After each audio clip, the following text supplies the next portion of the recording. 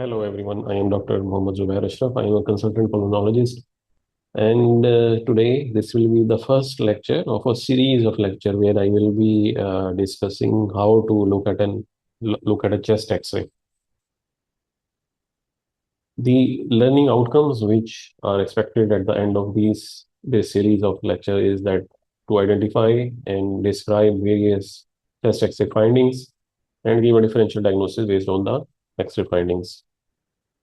So X-ray, as you know, is one of the most common radiological investigation, whether you belong to medicine, surgery, gynae, obs, cardiology, or any other specialty, you frequently come across this investigation. And the benefit of this investigation is that the radiation exposure is low and you get reasonable amount of information. Have a look at these two X-rays. In these both of these X-rays, the abnormality is almost in the same area, but there is definitely some difference between this. So the objective of these lectures, one of the objectives is that you should be able to describe these findings in such a way that if you are telling them to a person on phone who is not able to see these X-ray, that there is an image is made up in their mind which is very close to these actual X-rays. So opacity is a well-defined, having clear margins and opacification. These are the two terms which are very commonly used in describing abnormalities on an X-ray, and sometimes they are used quite interchangeably. But there is a difference. Opacity is well-defined, while opacification is ill-defined, and it has got hazy margins. So what do you think? Which one is opacity and which one is opacification? So you are right, this one is an opacity. This is well defined. You can see distinct margins of this opacity. Well, here the margins are hazy. It is not very well defined. So this is an opacification. Try to use the correct terms. This is the most common X-ray which you will see in your daily practice. Whatever your specialty is, this is the X-ray which you will most commonly see, and this is a normal X-ray. There are certain technical factors which you should know before interpreting or before analyzing any X-ray, because these technical factors can change the quality of the X-ray and they can affect the interpretation as well. So these are the five common technical factors, and we will go through them one by one. Rotation. So how do you assess whether the film is rotated or not? An ideal film should not be rotated. So you have a look at these spinous processes of the vertebra and medial end of the clavicles. The distance between these two should be the same on each side, on right and left, like in this case. And if you have a look at this X-ray closely, these are the spinous processes, and the difference is more on the left side as compared to the right. So that means that the patient is rotated. The spinous process is close to the right clavicle and the left lung is blacker than the right due to rotation.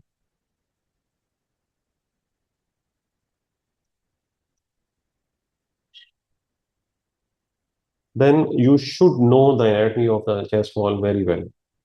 I will briefly discuss few points. If you look at this chest wall, it is made up of sternum, the chest bone, and the ribs. The ribs are attached posteriorly to the vertebra, the transverse processes of the vertebra, and they run anteriorly and inferiorly. So they run in this direction. This is the direction of the ribs.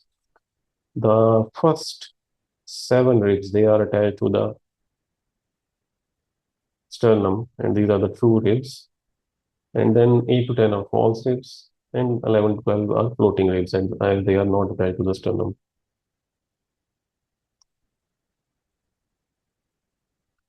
So if you look closely, the posterior end of the ribs, which are attached to the vertebra, are higher as compared to the anterior end, which are attached to the sternum by the ligaments. So you should keep in the mind when you are looking at the X-ray, these are the normal direction of the ribs. And when you are counting the ribs, you should know the which rib ends you are counting, whether you are counting the posterior ends, which you can see are mostly horizontal, or whether you are counting the anterior ends, which are oblique. So let's count the ribs in this X-ray because it is clinically useful in some cases. So this is the first rib, and these are the anterior end. This is the second rib. This is the third, fourth, fifth, sixth. So usually six ribs are above the diaphragm, and then the seventh rib crosses the diaphragm lateral to the mid clavicular line. This is normal. And if you want to count the posterior rib, you should do it like this. So start from the anterior end. This is the first rib. This is the second rib. And this is the third rib. So first, second, third, fourth, fifth, sixth, seventh, eighth, ninth, and tenth. The tenth rib in a good inspiratory film is above the diaphragm. So how do you judge the degree of inspiration? As I told you, six ribs should be above the six anterior ribs and 10 posterior ribs should be above the diaphragm. If the patient does not inhale well when the X-ray is being done, the number of ribs above the diaphragm will be low. So if there are only, let's say, four or five ribs above the diaphragm, let's say the diaphragm, instead of being here, is here, that means the patient has not made a good inspiratory effort, which can affect the results of the image. Lung zones, counting the rib is also important for lung zone. We will discuss later. So these are the X-rays of a same patient. This is a good inspiratory film, and this is an expiratory film. You can see that the heart is appearing bigger and there is heaviness at the basis. So this can affect the quality. The projection, usually PA views are done if the patient is able to stand. The X-ray tube is behind the patient is standing very close to the X-ray film. While in AP view, it is the opposite. The X-ray tube is in front, the X-ray film is at the back. Usually it is done if the patient is not able to stand up. So you can see the projection. This is PA, then this is AP. What is the difference? The heart appears bigger, the lungs appear smaller, and this can affect the interpretation as well. There are other views as well, such as lateral decubitus, apical, and oblique views as well. But all of these are not very frequently used now. Mostly PA view is used, and sometimes AP view is used if the patient is not able to stand.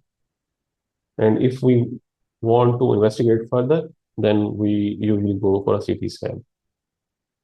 Exposure or penetration. This was more of a problem when before the digital X-ray was used. So how do you know that how do you judge that the exposure is adequate? You look at these intervertebral discs. So these are the vertebra and this thin space between them is intervertebral disc. This should be just visible. If it is very, very clearly visible, then this is overexposed or the lung appears blacker than normal, then this is overexposed. Or if the intervertebral spaces are not visible, then that means that the lungs are underexposed. So they will appear more white and that can also hide an opacity or opacification. Orientation is important. Usually it is in the form of a label. Like in this X-ray, this is L written, which means left. Sometimes R is written, which means right. So if it is not written, then there can be difficulty in judging whether patient has any displacement on any situs inversus or dextrocardia, which is the case in this X-ray. So how various structures appear on the X-ray? The air allows all of the X-rays to pass through, so it appears black. Fat appears gray. Soft tissue also appears gray. Bone and metal appears white. So from this side, the opacity is increasing, which means the things which appear white, we use the term opacity. And for the blacker things on X-ray, blacker structures on X-ray like air, we use the term lucency or radiolucency. This is another illustration of the same fact. As the density increases, the atomic number increases, these different material, they start blocking more and more of the X-rays. So when all the rays can go through, like in case of air, this appears black. And if all are or most of them are blocked, then the structure appears white, as in the case is with metal. Fat and water and bone are in between. So radiopacity and radiolucency, depending upon image blackness or whiteness. So air appears black, fat appears gray. We have already discussed soft tissue, light gray, bone appear white, metal turns white. So this was a little bit about technical factors. In the next video, we will discuss the normal anatomy of a chest X-ray film. If you are interested in knowing that, or if you find these lectures helpful, please subscribe, like, and share with your colleagues.